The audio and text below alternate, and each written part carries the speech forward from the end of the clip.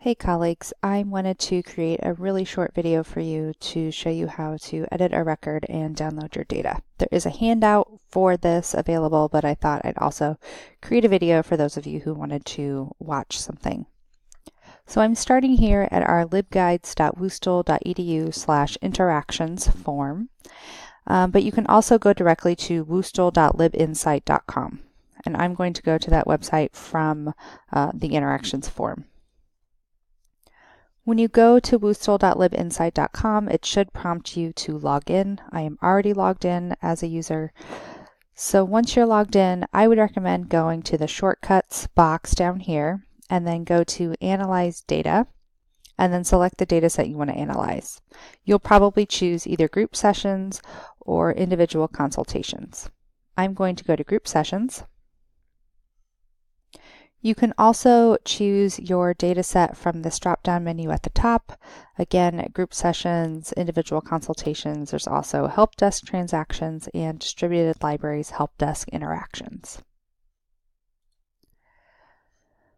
So I'm going to go ahead and choose the data from last fall. I came back to work in October, so I'm going to go ahead and choose October 1st, 2018 to December 31st, 2018.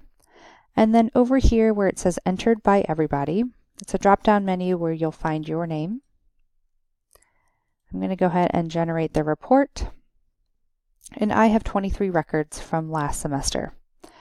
So I can go to this actions column over here on the right and then click the notepad. And then from here, I can edit my record. So if I chose lecture hands-on instead of warm-up, and I remembered that it was a warm-up session, I could choose that. If I needed to update the number of participants or the location, so any of this data can be edited here in the record. So once I save changes, it would tell me that it was a success. And then I would close out my record. From here, I can export my data. If I go over to these tabs, choose Export, and then export data into CSV. Once that's done downloading, I can open it up, and there's the data from last semester. Again, you can go up here to the drop-down menu and repeat the process with any other spreadsheet or data set that's in LibInsights. So again, I'm going to go to October to December of 2018.